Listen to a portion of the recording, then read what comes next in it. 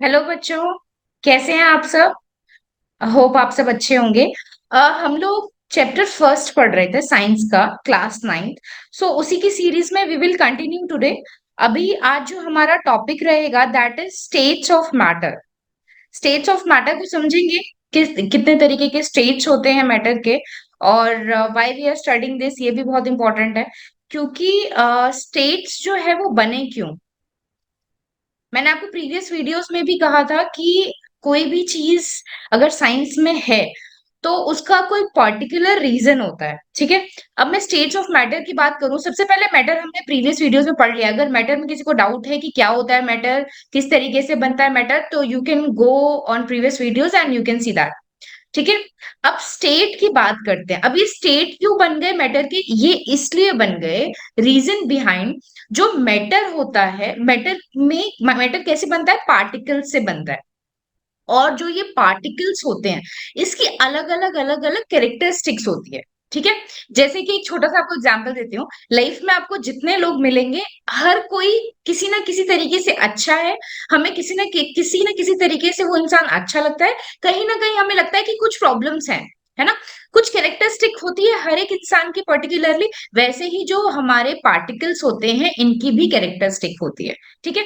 अब इनकी कैरेक्टरिस्टिक अलग अलग होने की वजह से इनके स्टेट्स बन गए। ठीक है। अगर हम स्टेट की बात करें तो we have three state. First one is solid, second one is liquid, third one is gas. ठीक है। तीन स्टेट होते हैं मैटर के। सबसे पहला सॉलिड है। सॉलिड कैसे बनता है उसकी बात करेंगे। सेकेंड नंबर लिक्विड है। लिक्विड कैसे बनता है, क्या पार्टिकल्स कैसे बिहेव करते हैं लिक्विड स्टेट में, हम वो बात करेंगे।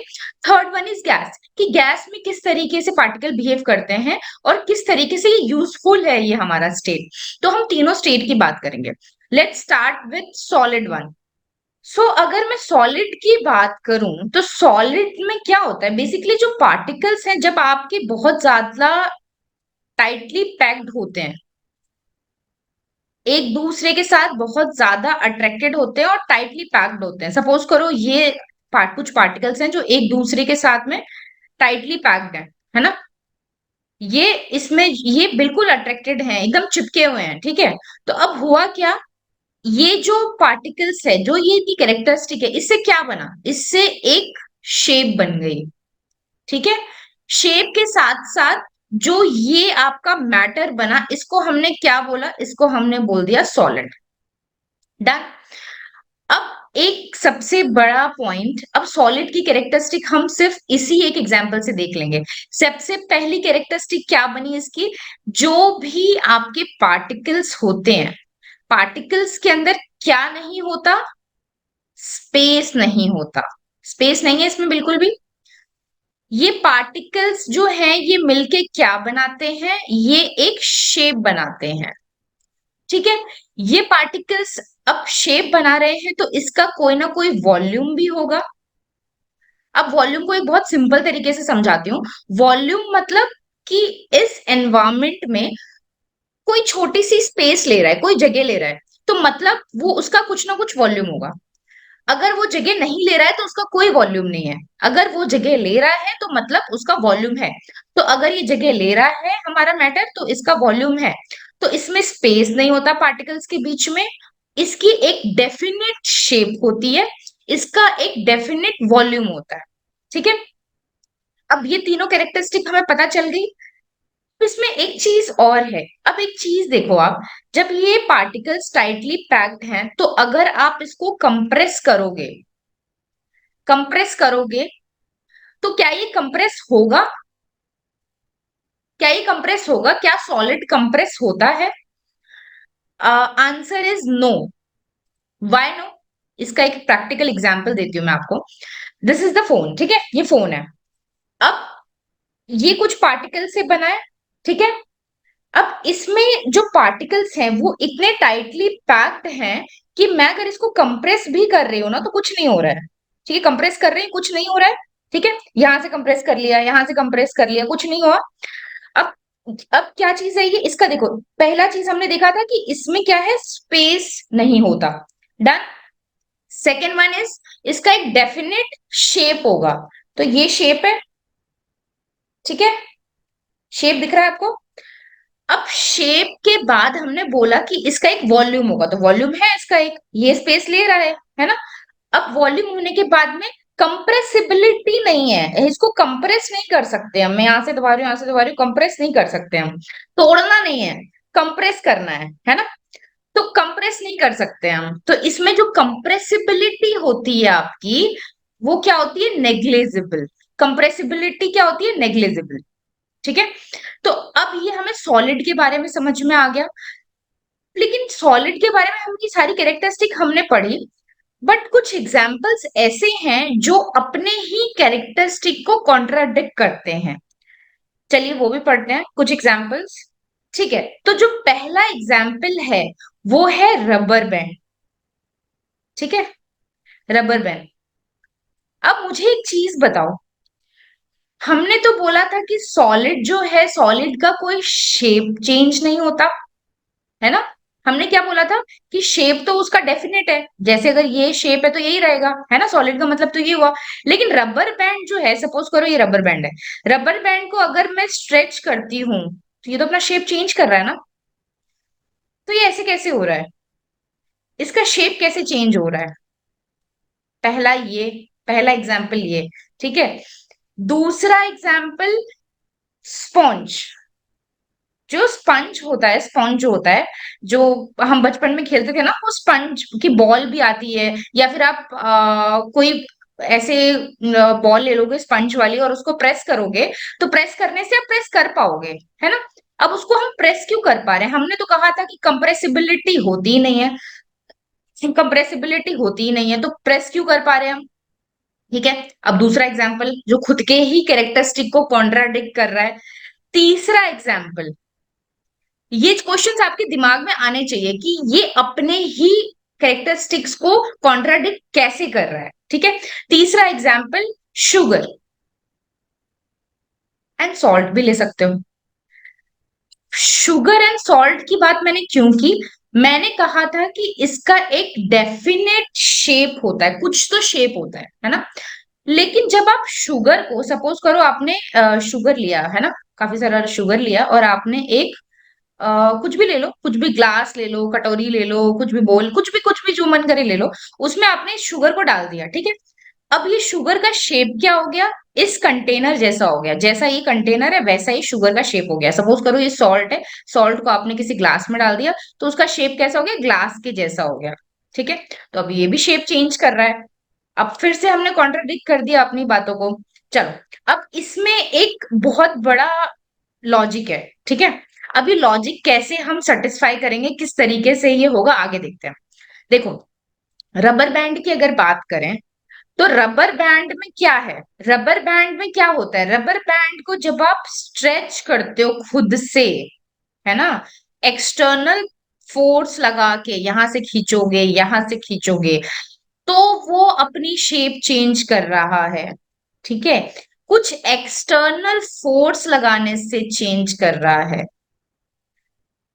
अपने आप नॉर्मल आप पकड़ लोगे, यहाँ रबड़ यहाँ से पकड़ लिया, यहाँ से पकड़ लिया, तो वो ऐसी शेप नहीं चेंज कर देगा, जब तक आप उस पर एक एक्सटर्नल फोर्स नहीं लगाओगे, तब तक क्या करेगा ये आपका जो है एक्सटर्नल फोर्स, जब तक ये रबड़ का सेम शेप रहता है ना। लेकिन जैसे ही आप कुछ एक्सटर्नल फोर्स लगा दोगे, इसका शेप चेंज हो जाता है, ठीक है, शेप एंड साइज का चेंज हो गया, चलो ठीक है। अब ये आपका एक्सटर्नल फोर्स है, एक्सटर्नल फोर्स की बात कर ली हमने। एक्सटर्नल फोर्स की वजह से ही अब क्या हो रहा है, एक्सटर्नल फोर्स का आपका क्या हुआ, एक्सटर्नल फोर्स आने की वजह से एक कैरेक्टरिस्टिक कॉन्ट्राडिक्ट हुई। चलो दूसरे की बात करते हैं। सेकंड हम बात कर रहे थे स्पॉन्ज की। स्पॉन्ज में क्या होता है, स्पॉन्ज में भी हमने बोला कि भाई वो तो कंप्रेस हो जाता है, बल्कि कंप्रेस नहीं होना चाहिए। अब सपोज करो आपका ये स्पॉन्ज है, ठीक है। स्पॉन्ज में क्या होता है, जो पार्टिकल्स होते हैं ना, उन पार्टिकल्स के बीच में काफी स्पेस होता है और एयर भर जाती है उसके अंदर, ठीक है। सपोज करो ये स्पेस है, ये स्पेस है, ये स्पेस है, ये स्पेस है, ये स्पेस है। अब स्पेस में जब पार्टिकल्स आपके दूर दूर अलाइंड है, तो स्पेस में क्या हुआ, स्पेस में एयर फिलअप हो गई। जब भी आप इसको कंप्रेस करते हैं, सेम कंडीशन, एक्सटर्नल फोर्स आप लगाते हैं, आप उसको एक्सटर्नल फोर्स से ही तो उसको आप प्रेस करेंगे ना, प्रेस करेंगे, प्रेस होने के बाद ये एयर जो है ये सारी बाहर निकल जाती है। जैसे ही ये एयर बाहर निकल जाती है ये कंप्रेस हो जाता है। इसमें भी वही फैक्टर आ गया कि आपने एक एक्सटर्नल फोर्स लगाया और ये एयर जो है ये बाहर निकल गई और ये कंप्रेस हो गया। तो ये खुद से नहीं हुआ, स्पॉन्ज को भी आप सिंपल पकड़ोगे तो कुछ नहीं होगा, उसको जब अगर कंप्रेस करोगे, क्योंकि उसमें बीच में स्पेस है इस वजह से वो क्या हुआ, कंप्रेस हो गया। सेकंड हम एग्जाम्पल समझ गए। अब थर्ड एग्जाम्पल की बात करते हैं। थर्ड एग्जाम्पल में हमने क्या पढ़ा था कि जो शुगर है या फिर सॉल्ट है वो जिस कंटेनर में हम डालेंगे उस कंटेनर जैसा हो जाएगा। बट क्या ऐसा होता है रियली? ऐसा नहीं होता। सपोज करो ये आपका कंटेनर है, ठीक, इसमें बहुत सारे शुगर पार्टिकल्स हैं। अब इस शुगर पार्टिकल्स ने तो मिलके, सबने मिलके एक शेप बनाई है। लेकिन मैं पर्टिकुलरली अगर एक पार्टिकल की बात करूं तो ये जो पार्टिकल है आपका, ये पार्टिकल का एक डेफिनेट शेप है। इसने अपना इंडिविजुअली शेप नहीं चेंज किया, इंडिविजुअली इसका एक डेफिनेट शेप है, इंडिविजुअली इसका डेफिनेट एक वॉल्यूम है। ठीक है, इंडिविजुअली है ये सारी चीजें। इंडिविजुअल पार्टिकल की बात करूं तो, क्योंकि मैं तो बहुत सारे शुगर पार्टिकल्स की बात कर रही हूँ ना जार में डालने की, अब मैं इंडिविजुअल की बात कर रही हूँ, तो इसका मतलब कि ये सॉलिड है। ठीक है, ये सेटिस्फाई हो गई यहाँ पे सिचुएशन। होप आप सबको ये क्लियर होगा सॉलिड में किस तरीके से कैरेक्टरिस्टिक्स जो है वो होती है, और क्या क्या एग्जाम्पल्स हो सकते हैं, क्या क्या कॉन्ट्रडिक्शंस हो सकते हैं, ये सारी चीजें आपको समझ में आ गई होगी। ठीक है, so next topic is liquid state. जो हमारा नेक्स्ट टॉपिक है वो है लिक्विड स्टेट। थोड़ा कलर चेंज किया है मैंने पेन का, बोरिंग लग रहा था ब्लैक ब्लैक से लिखना, रेड ब्लैक, थोड़ा अभी ग्रीन और ब्लू करेंगे। ठीक है, तो अभी लिक्विड स्टेट में क्या होता है, देखो फर्स्ट हमने सॉलिड पढ़ लिया। अब लिक्विड स्टेट में क्या है, जो पार्टिकल्स हैं आपके वो दूर दूर हैं थोड़े, पार्टिकल्स के बीच में थोड़ा सा स्पेस है। ठीक है, अब इस स्पेस होने की वजह से ये क्या होता है, ये इजीली फ्लोइंग होते हैं। जो आपकी लिक्विड होती है वो इजीली फ्लोइंग होती है, रीजन बाय पार्टिकल के बीच में बहुत सारा स्पेस है, ये टाइटली पैक तो है नहीं कि हिल भी नहीं पाएंगे। अब ये इसमें बहुत सारा स्पेस है तो क्या है, ये फ्लोइंग होते हैं। अच्छा, एक बहुत बड़ा इसका एक एग्जाम्पल है। इसका एग्जाम्पल क्या है, प्रीवियस वीडियोस में हमने एक टॉपिक पढ़ा था डिफ्यूजन। में भी आप लोगों ने अगर प्रीवियस वीडियोस देखा होगा तो उसमें आपने देखा होगा कि डिफ्यूजन के बारे में हमने पढ़ा था। ठीक है, तो अगर डिफ्यूजन के प्रोसेस से ही बात करें तो हमारे एनवायरमेंट में क्या होता है, ऑक्सीजन होता है। ठीक है, अब ऑक्सीजन जो है हमको हमारे जो एक्वेटिक एनिमल्स हैं, पानी के अंदर जो रहते हैं, पानी के अंदर जो एनिमल्स हैं, पार्टिक जो आपके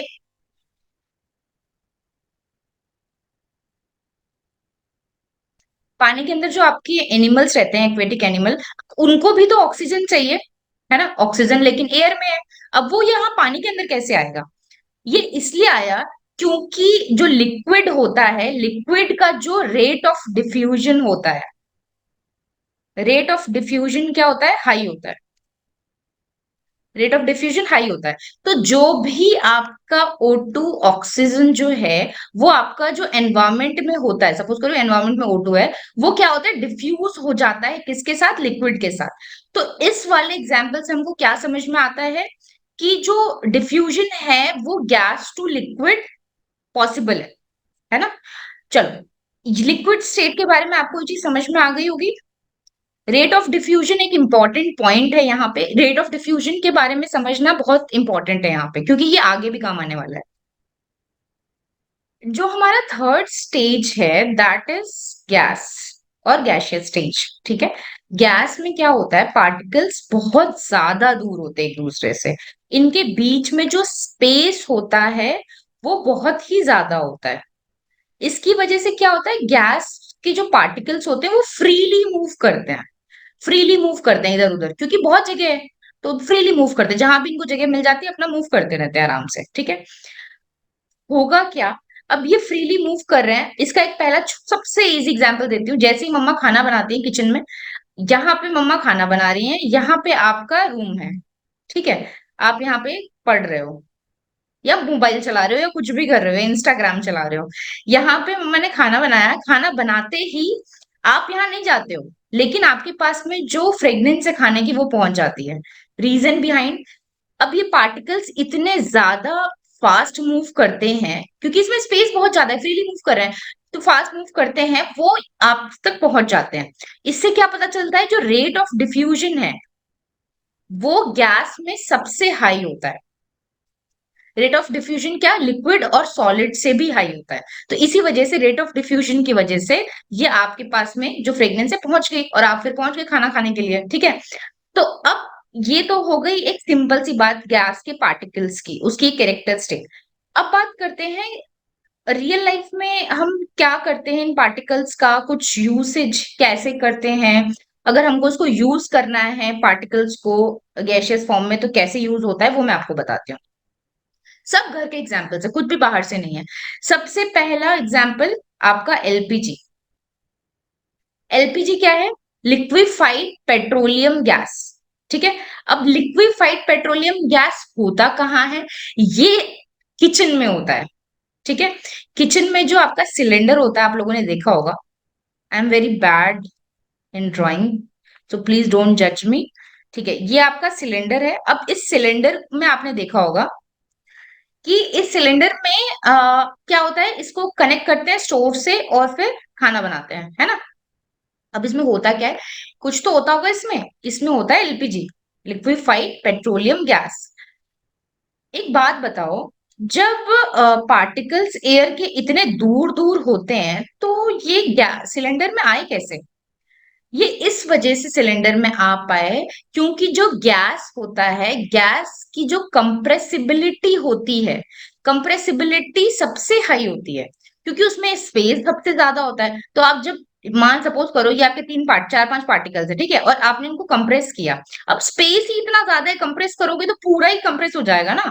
तो अब सेम चीज इस सिलेंडर में हुई। सिलेंडर में हमने क्या किया, जो गैस पार्टिकल्स हैं उनको सबको कंप्रेस करके इस एक सिलेंडर में बंद कर दिया, ठीक है। अब इससे क्या हो गया, ये आपके सारे के सारे एक शेप में आ गए, जैसे अब ये सिलेंडर के अंदर फिलअप हो गए। अब इसको हम हमारे किचन में यूज कर रहे हैं, ठीक है।